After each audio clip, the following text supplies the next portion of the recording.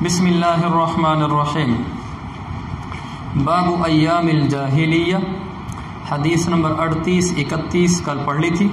اس میں عاشورہ کا تذکرہ آیا تھا تو کافی تفصیل سے بات ہو گئی تھی، اور آج حدیث نمبر 38 32 اس کو لیتے ہیں۔ ابھی کس کی باری ہے؟ پڑھو عبارت پڑھو۔ بسم اللہ الرحمن الرحیم۔ تو یہ حدیث پڑھی ہے اس نے، اس کا ترجمہ کانوا یرون ان العمرۃ فی اشہر الحج من الفجور فی الارض۔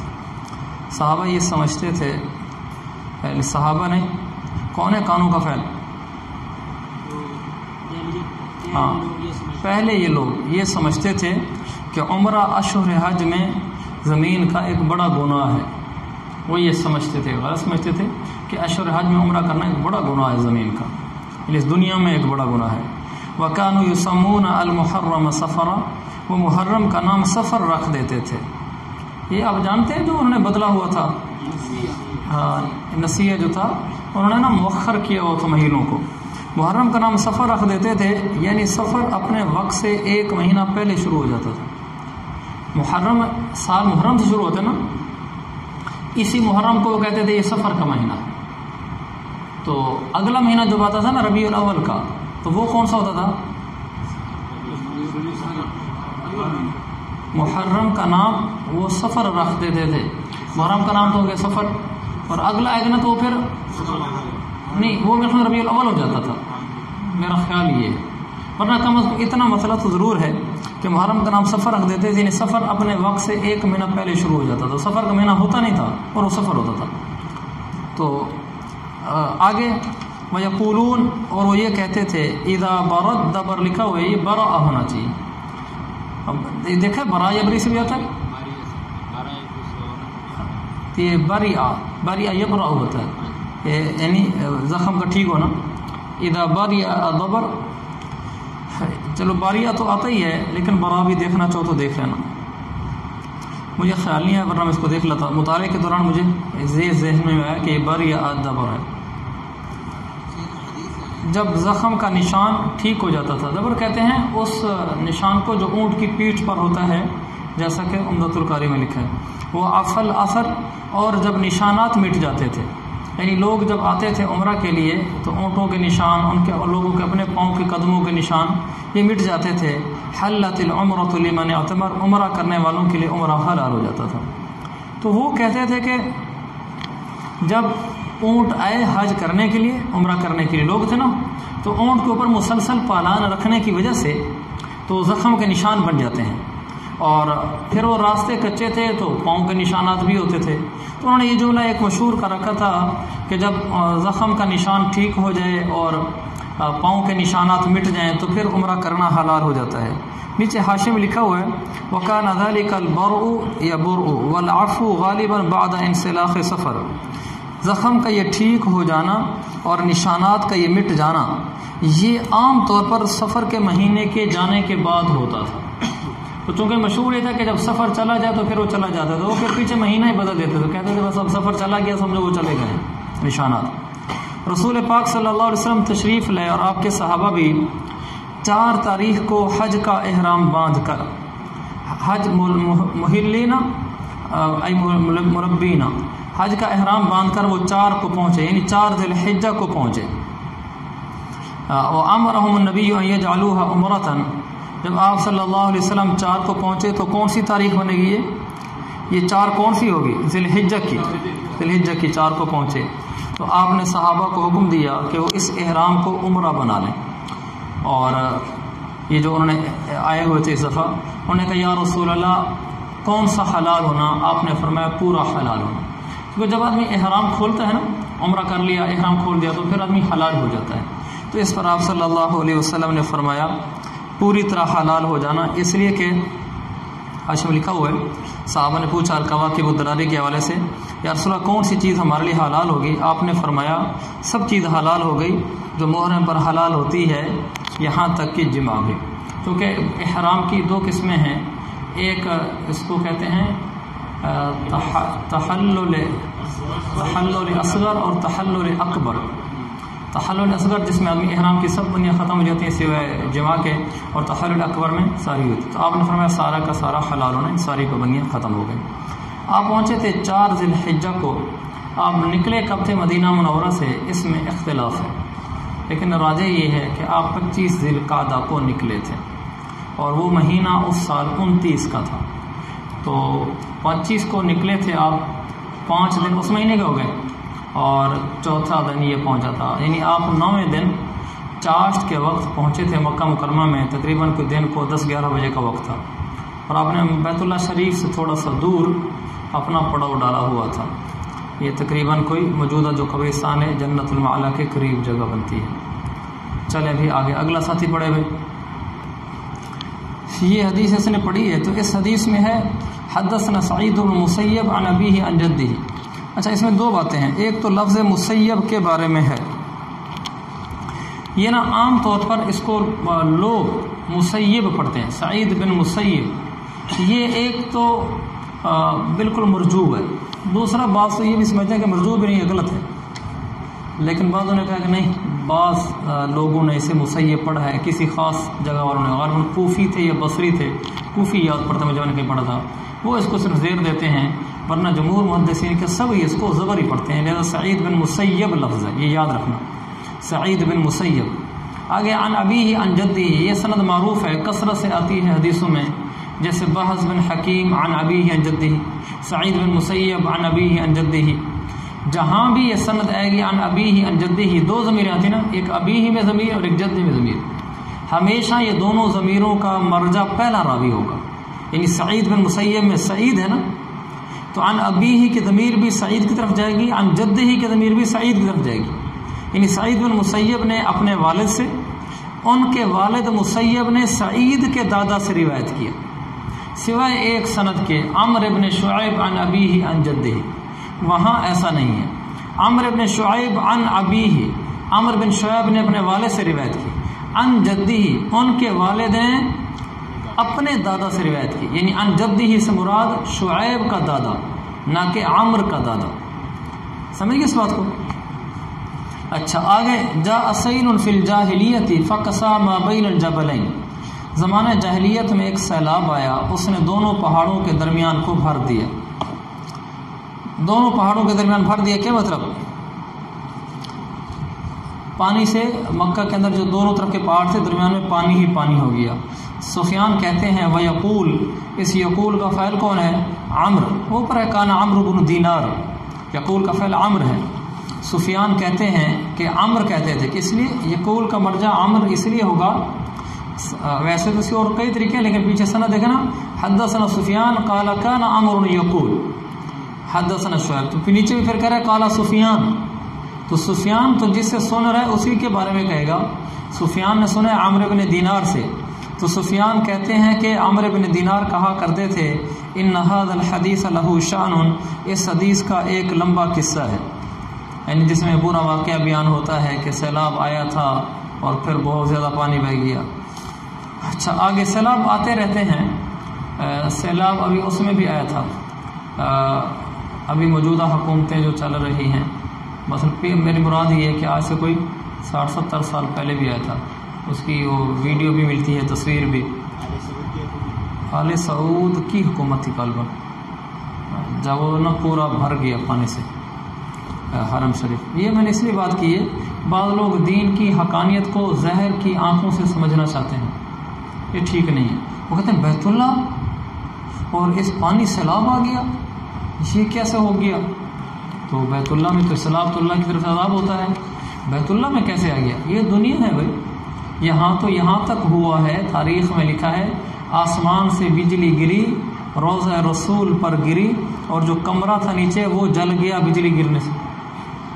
قبر مبارک کو تو کچھ نہیں ہوا، لیکن کمرے کی دیوار جل گئی بجلی کے گرنے سے. یہ دنیا ہے. اگر اس طرح کی چیزیں ہونا شروع ہو جائیں پھر تو ایمان بالغیب شروع ہو جائے گا، ایمان بالمشاہدہ شروع ہو جائے گا.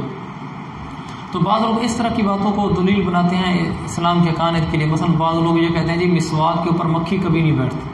پتہ آپ نے کبھی سنا ہو نہ سنا ہو، میں نے سنا، کہتے ہیں مسواک کے اوپر مکھی نہیں بیٹھتی، ٹس بش پر بیٹھتی ہے. دیکھو کیسے ہمارا دین ہے. میں نے کہا مجھے پتہ تو نہیں بیٹھتی، لیکن یہ مجھے کہنا پتہ ہے کہ بیٹھتی ہے. پھر میں نے کبھی دیکھا تو نہیں بیٹھتے ہوئے، لیکن میں کہتا ہوں بیٹھتی ہے، اس لیے کہ ہمارا دین اس طرح نہیں ہے کہ یہ تو بالکل کھلی آنکھوں بات ہے، کسی عجیب سی بات ہے، اس سے بکی نہیں بیٹھتا۔ بعض لوگ کہتے ہیں بیت اللہ کے اوپر سے کوئی پرندہ نہیں گزر سکتا، غلط ہے مجھ سے، کیوں نہیں گزر سکتا؟ پرندہ گزرنے کی دور کی بات ہے، چھت کے اوپر بیٹھ کر پرندے بیٹیں کرتے ہیں، اور جو بیت اللہ کا خلاف ہے اس میں بیٹیں پڑی ہوئی ہوتی ہیں، پرندے اوپر آ کے بیٹھ کے بیٹیں کرتے ہیں۔ یہ کوئی بیت اللہ کی شان کے خلاف نہیں ہے، اس طرح کی باتیں نہیں کرنی چاہیے اپنے دین کو ثابت کرنے کے لیے۔ یہ دنیا کا نظام ہے، یہاں سب کچھ ہوگا۔ انبیاء کے ساتھ کتنی تکلیفیں ہوں، اللہ کے نبی کو پتھر مارے گئے طائف کے مقام پر، جوتا خون سے بھر گیا، اللہ تعالیٰ نہیں دیکھ رہا تھا؟ کیا اللہ کا سچا نبی نہیں، اللہ کا محبوب نہیں؟ یہ دین کو پرکھنے کا طریقہ نہیں ہے، اگر اس طریقے سے پرکھنا شروع کر دیں۔ لہذا ایسی باتیں نہیں ہیں، بس اسلام نے جو ہمیں مبارک تعلیمات دی ہیں قرآن حدیث میں، وہ ہماری حقانیت کی علامت ہے کہ قرآن کیسا خوبصورت، اسلام کیسا خوبصورت مذہب ہے۔ اسلام مذہب میں کوئی کجی اور ٹیڑھا پن نہیں، قرآن حدیث میں کوئی کجی اور ٹیڑھا پن نہیں ہے۔ ایک ہستی 23 سال بولتی ہے، بشر ہے، پورے 23 سال میں کسی ایک بول میں آپ کجی ٹیڑھا پن نہیں نکال سکتے۔ قرآن 30 سپاروں پر موٹی مشتمل کتاب ہے، پوری کتاب میں آپ ایک غلطی نہیں دکھلا سکتے، ہمارا رب غلطی نہیں کرتا۔ یہ ہماری بنیادیں ہیں۔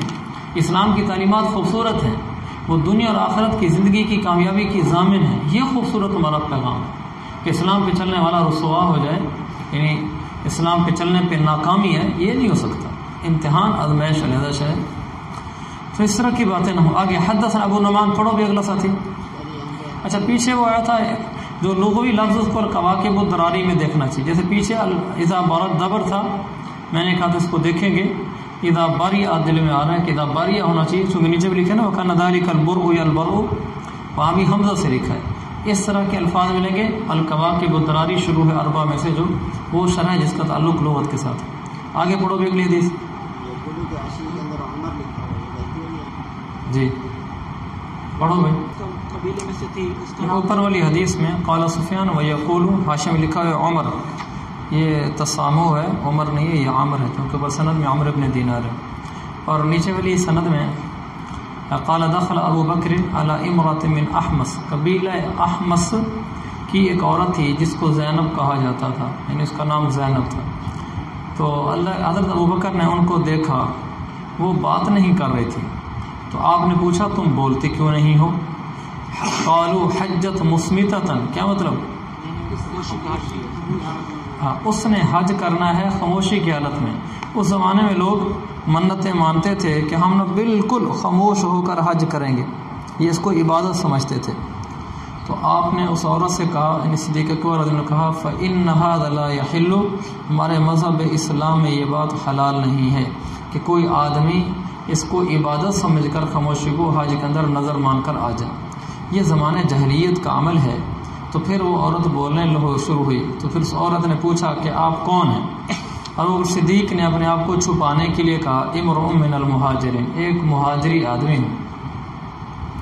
پھر اس نے کہا ای المہاجرین، کون سے مہاجری؟ آپ نے فرمایا قریش کا۔ کہنے لگا کون سے قریش سے تم ہو؟ حضرت اسے کہنے لگا انک لسؤول، یہ مبالغے کا صیغہ ہے، مرد اور دونوں کے لیے سوال ہے، تو بڑی سوال کرنے والی، بہت پوچھی جا رہی ہے، میں ابو بکر ہوں۔ بظاہر اس لیے چھپا رہے ہوں گے کہ ابو بکر کا ایک مقام تھا تاکہ اس کے سامنے میری شخصیت نہ کھلے اور میں بڑا اپنا پن ظاہر نہ کروں۔ اور کوئی ہم جیسا ہوتا، تجھے پتہ نہیں ہے میں کون ہوں، تو مجھے نہیں جانتی، تو انا للہ و انا الیہ راجعون۔ تو کہنے لگی ما بقاؤنا علی هذا الامر الصالح الذي جاء الله به بعد الجاہلیہ، زمانہ جاہلیت کے بعد اللہ یہ جو اس نیک امر کو لے کر آیا ہے، ہم کب تک اس پر چلتے رہیں گے؟ یعنی زمانہ جاہلیت کے بعد ایک اچھا دور، اچھا زمانہ، اچھی زندگی ہمارے پاس آئی ہے، ہم کب تک اس پر قائم رہیں گے؟ انہوں نے کہا کہ جب تک تمہارے سردار اس پر قائم رہیں گے تم بھی اس پر قائم رہو گے۔ الدین علی الناس علی دین ملوکہم، جیسے بڑے ویسے چھوٹے، کما تکونون کذالک یؤمر علیکم، جیسے تم ہوگے ویسے تمہارے اوپر امیر اور حاکم مقرر کیے جائیں گے۔ وہ کہنے لگی ومل ائمہ، آپ نے کہا یا ابو بکر کہ آپ کے جب تک ائمہ جو وہ ٹھیک رہیں گے اس وقت تک تم بھی اس امر پر باقی رہو گے۔ تو کہنے لگی ائمہ سے کیا مراد ہے؟ آپ نے فرمایا کیا تمہاری قوم کے کچھ سردار اور معزز لوگ نہیں ہیں کہ وہ لوگوں کو حکم کرتے ہیں اور لوگ ان کی بات مانتے ہیں؟ ایسے لوگ نہیں آپ کی قوم میں؟ کہنے لگے جی ایسے تو ہیں۔ آپ فرمایا یہی تو ہیں لوگوں کے اوپر جو سردار بنے ہوں۔ تو اس میں چونکہ جاہلیت کی بات کا تذکرہ ہے نا، جاء اللہ بہ بعد الجاہلیہ، اس کو باب ایام الجاہلیہ میں شمار کر لیا گیا حدیث میں۔ آگے یہ اگلی حدیث ہے 38-35 عن ہشام عن ابیہ عن عائشہ رضی اللہ عنہ۔ یہ وہی بات ہے جو اس میں کچھ دن پہلے کر رہا تھا، وہ پھر آگے اگلا گھنٹہ شروع ہو گیا تھا۔ حضرت عائشہ رضی اللہ کی شادی والی، آپ کی شادی جو 9 سال کی عمر میں ہوئی ہے، وہ 9 سال کی عمر میں ہی ہوئی ہے۔ یہ غلط ہے جو بعضوں نے کہا ہے کہ 19 سال کی عمر میں ہوئی ہے، 9 سال کی عمر میں ہوئی ہے، لیکن اس کم عمر میں کیوں ہوئی اس کے میں نے اس دن آپ کو فائدے بتائے تھے۔ ریکارڈنگ میں تو نہیں آ سکے تھے لیکن میں نے بتایا تھے، اس میں نے یہ بتایا تھا کہ اس شادی کے اور بہت سارے اغراض و مقاصد تھے، صرف یہی نہیں تھا کہ چلو شادی ہوگی بس ایک یعنی بیوی شوہر کے پاس چلی جائے، بلکہ اس میں ایک بہت بڑا مقصد یہ بھی تھا کہ حضور صلی اللہ علیہ وسلم سے حضرت عائشہ اپنی کم عمری کے باوجود اپنی خداداد ذہانت کی بدولت حضور صلی اللہ علیہ وسلم سے بہت کچھ سیکھ لیں، جلدی سیکھنا شروع کر دیں۔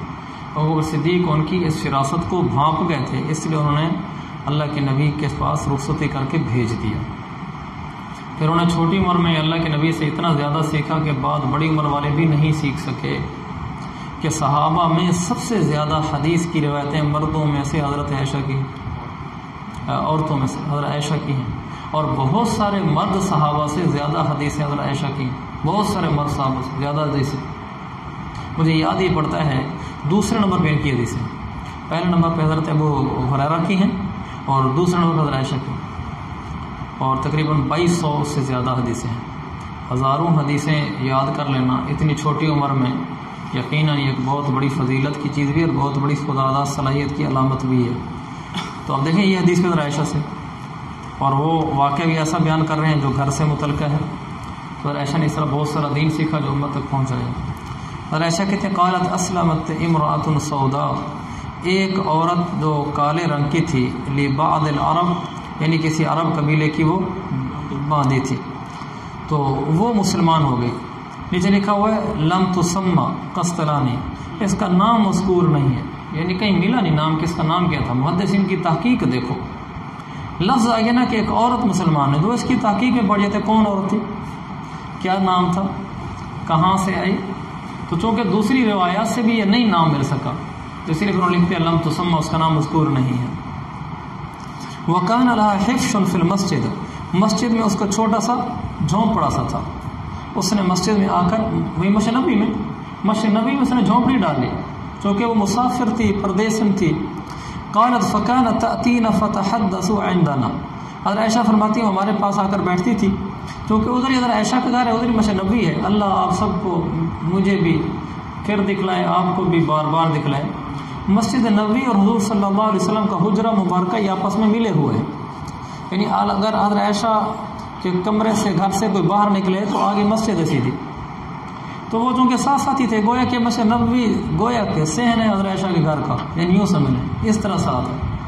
تو وہ حضرت عائشہ فرماتے ہیں کبھی ہمارے پاس آ جاتی، فتحدث عندنا، اصل میں تھا فتحدث عندنا، ایک تا حذف ہو گئی، تو ہمارے پاس آ کر باتیں کرتی تھی۔ جب وہ اپنی باتوں سے فارغ ہو جاتی تو پھر وہ شعر پڑھا کرتے تھی، وَيَوْمُ الْوِشَاحِ مِنْ تَعَاجِيبِ رَبِّنَا أَلَا إِنَّهُ مِنْ بَلْدَةِ الْكُفْرِ أَنْجَانِ۔ ایک تو شعر کو نا ہمیشہ شعر کے انداز پڑھا کرو، چاہے بیان میں چاہے گفتگو میں، تو اس کا اپنا ایک اثر ہوتا ہے۔ وہ کہتے تھے ہار کا دن ہمارے رب کے عجائب میں سے، ہار کا دن ہمارے رب کے عجائب میں سے ہے، تعاجیب یہ عجائب میں سے ہے، عجائب قدرت، اس کا مفرد نہیں آتا، اس کا ترجمہ جمع والا ہے کہ عجائبات، لیکن اس کا مفرد کوئی نہیں ہے، یہ ایسا نہیں کہتے عجاب و مفرد و تعاجیب جمع ہو، ایسا نہیں ہے۔ بعض الفاظ ایسے ہوتے ہیں جن کی مفرد اس سے نہیں آتی، جیسے نساء کے لفظ سے تو مفرد کوئی نہیں نا، تو ایسے اس کی کوئی مفرد نہیں ہے۔ وہ کہا کرتے تھی ہار کا دن بھی ہمارے رب کی عجائب قدرت میں سے ایک دن ہے، الا تنبیہ کے لیے انہ من بلدۃ الکفر انجانی، ہاں میری اس بات کو توجہ سے سنو کہ بے شک وہ رب ہے جس نے مجھے کافروں کے علاقے سے نجات دی، کافروں کے علاقے سے اللہ مجھے یہاں لے آیا، کیونکہ وہ کافروں کے علاقے سے یعنی چھوڑ کر اس علاقے کو مسجد نبوی میں آ کر وہ ڈیرا ڈال لیا تھا، اس نے مدینہ میں آ گئی تھی۔ اللہ ہم سب کو مدینہ کی زندگی وہاں کی موت عافیت سے نصیب فرمائے۔ فلما اکثرت، جب وہ بہت زیادہ یہ کرنے لگی، یعنی جب بھی بات ختم ہوتی ہے یہ شعر پڑھ دیتی ہے، یہ اکثرت، یعنی جب بہت زیادہ ایسے کرنے لگی، حضرت عائشہ نے ایک دن اس سے پوچھا وما یوم الوشا، یہ ہار کا دن کیا ہوتا ہے جس کی بات کرتی ہیں؟ تو وہ پھر اس نے پورا واقعہ سنایا، کہنے لگی خرجت جویریۃ لبعض اہلی وعلیہا وشاہ من ادم فسقط منہا، غریب بیچارے اکثر مظلوم ہوتے ہیں، کہ ایک دن ایک لڑکی ہمارے اہل خانہ میں سے، یعنی جن کی یہ باندھی تھی ان میں سے ان کی کوئی ایک لڑکی، نیچے لکھا عروسن دلہن تھی، وہ ایک لڑکی ایک دن نکلی اور وہ اپنے غسل خانے والی جگہ پر گئی جہاں نہانے کی جگہ تھی، تو اس نے چمڑے کا ایک ہار پہن رکھا تھا، اس کے اوپر چمڑے کا ایک ہار تھا جو اس لڑکی سے گر گیا، اور فنحطت علیہ الحدیہ، اس کے اوپر اتری ایک چیل اتری، اور وہی تحسبہ لحما فاخذت، چیل سمجھ رہی تھی یہ گوشت ہے کیونکہ وہ سرخ رنگ کا تھا، تو وہ اٹھا کر چیل چلی گئی۔ فتحمونی بھی فعذبونی بھی، جس وقت وہ لے کر گئی چیل اس وقت یہ باندھی شاید نہیں دیکھ رہی تھی، آگے بات سے محسوس ہوتا ہے، اس کو بھی پتہ نہیں تھا وہ ہار کہاں گئی، اس کو بعد میں پتہ چلا کہ چیل لے گئی تھی، خیر وہ نہا کر واپس آئی تو ہار نہیں تھا، تو فتحمونی بھی فعذبونی بھی، تو ان گھر والوں نے میرے اوپر تہمت لگائی اور مجھے اس کی وجہ سے تکلیف دی، سزا دی کہ تو نے چرایا ہوگا، حتی بلغ من امری انہم طلبوا فی قبولی انا للہ، یہاں تک کہ میرا معاملہ یہاں تک پہنچ گیا کہ وہ میری شرمگاہ تک میں اس کو ڈھونڈنے لگے کہ تو نے اندر ران کی جڑوں میں کہیں چھپا کر باندھ کے رکھا ہوا ہوگا جہاں آدمی ہاتھ ڈال کے چیک نہیں کر سکتا، تو نے چھپایا ہوگا، کہ یہاں تک وہ پہنچ گئے۔ فبینہم، اسی دوران ہم کھڑے تھے، یعنی سارے لوگ موجود تھے، حولی میرے ارد گرد اسی دوران موجود تھے، وَأَنَا فِي قُرْبِي كَرَبِي، میں اپنی تکلیف میں تھی، اسی دکھ میں تھی کہ میرے ساتھ کیا ہو رہا ہے۔ اذ اقبلت الحدیہ، اسی دوران مفاجأتاً اچانک ایک چیل آئی، حتی وازت برؤوسنا، یہاں تک کہ ہمارے سروں کے بالکل برابر ہو گئی، وہ مقابلے میں، سروں کے مقابل آ جانا، یعنی ہم نیچے ہیں اوپر بالکل ہمارے سر کے مقابلے میں، اس کو وازت کہتے ہیں، موازات۔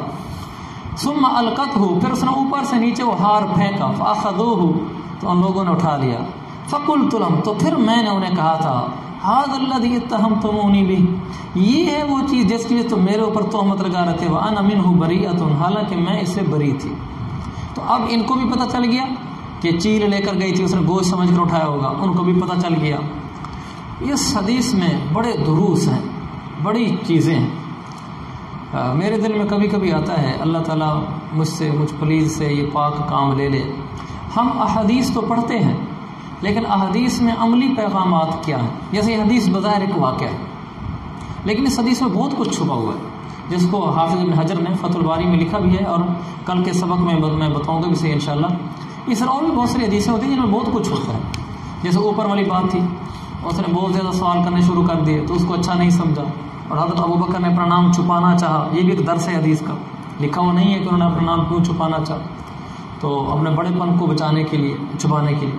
تو حدیثوں میں بہت سارے پیغامات ہوتے ہیں۔ میں کہتا ہوں قرآن حدیث اس طرح پڑھیں، حدیث میں جو واقعہ جو مسئلہ بیان کرنا مقصود ہے وہ بھی حاصل کریں، پھر اس کے ضمن میں جو پوشیدہ دروس ہیں وہ بھی حاصل کریں۔ قرآن بھی ایسے پڑھیں، حضرت موسیٰ کا واقعہ مذکور ہے تو واقعہ بھی سمجھیں کہ وہ بھی بذات خود مقصود ہے، قرآن میں لکھا ہوا ہے، لیکن اس واقعے کے ضمن میں کئی پیغامات بھی ہیں، وہ بھی ہم سمجھیں۔ تو یہ والا کام تو میں نے کسی درجے میں شروع کر لیا ہے کہ قرآن کے اندر عملی پیغامات، میرا جو درس قرآن ہوتا ہے وہ اسی کے پیش نظر ہوتا ہے، درس بیان کرتا ہوں، ساتھ سے پیغامات کیا نکلتے ہیں وہ بیان کرتا ہوں، لوگ اس سے بڑا اچھا اثر لیتے ہیں اور بڑے ذوق سے سنتے ہیں اس کو۔ عام طور پر درس قرآن کامیاب اس لیے نہیں ہوتے، میں آپ کو ایک پتے کی بات بتا دوں، اللہ کی رحمت کا اعتراف کرنے کے بعد عرض کر رہا ہوں، عام طور پر جو فضلہ درس قرآن دیتے ہیں وہ کامیاب نہیں ہوتے، مجمع نہیں جڑتا، اتنا مجمع تھوڑا ہوتا ہے، لوگ ذرا پسند نہیں کرتے۔ اس کی وجہ یہ ہوتی ہے وہ درس قرآن کی آیتوں میں جو لکھا ہوا ہے نا، کوئی قصہ چل رہا ہے تو قصہ سنا دیا، کوئی آیتیں چل رہی ہیں تو آیتیں چل رہی ہیں، لوگ کہتے ہیں یار یہ تو بنی اسرائیل اور موسیٰ علیہ السلام کے زمانے کا ایک واقعہ پیش آیا تھا، انہوں نے موسیٰ علیہ السلام کو ایسے کہا، موسیٰ علیہ السلام آگے ان کو ایسے کہا، بس ٹھیک ہے ختم ہو گیا، ہمارا تو یہ مسئلہ نہیں ہے نا، تو اس لیے لوگ دلچسپی نہیں لیتے، اچھا میں آج درس میں شریک نہیں بھی ہوا تو کیا ہو گیا۔ اگر آپ اس میں سے نکلنے والے پیغامات نکال کر اس کو معاشرے پر منطبق کریں، آپ کہیں کہ دیکھو آج ہمارے معاشرے میں گھر کی بچیوں کے ساتھ بہوں کے ساتھ ایسے ہوتا ہے، دیکھو جیسے اس واقعے میں آ رہا ہے، اس سے پیغامات آپ نکالیں اور پھر آپ جھنجھوڑیں اس سے لوگوں کو، غصے میں نہیں، اپنے علم سے، اس سے نکلے ہوئے دروس کے ذریعے سے وہ خود جھنجھوڑیں گے، تو پھر وہ کہیں گے یار یہ تو قرآن تو بڑی اچھی چیز ہے، حالانکہ آپ نے اسی سے بیان کیا۔ اس پر کام ہونا چاہیے، اور اس پر ایک کام ہو بھی چکا ہے، وہ بہت نافع ہے، انشاءاللہ میں بھی اسے استفادہ کروں گا۔ وہ ایک نیٹ کے اوپر ہے ایک ایپ، موقع الحصاد، صاد الف دال، یعنی کٹائی کی ویب سائٹ، اس کا نام ہی موقع الحصاد ہے، یہ حصاد التدبر، تدبر کی کٹائی۔ اس میں نا وہ آیتوں سے اور قصوں سے، واقعات سے اس طرح کے دروس نکالتے ہیں، تو درس قرآن میں اس کو رکھا جا سکتا ہے، اس سے کافی فائدہ ہوتا ہے، اور علم بلاغت بھی اچھی طریقے سے آتی ہو تو علم بلاغت خود بھی نئے نئے پیغام نکلواتا ہے۔ اس لیے اللہ کے فضل سے میں بلاغت پر بھی تعلیف کر رہا ہوں، جس میں یہ لکھ رہا ہوں کہ علم بلاغت پڑھنے کے بعد قرآن حدیث سے وہ کون سے نئے پیغامات انسان کو سمجھ آنا شروع ہو جاتے ہیں جو علم بلاغت نہ جاننے کی وجہ سے علم بلاغت نہ جاننے والوں کو نہیں آتے۔ اللہ تعالیٰ قبول فرمائے۔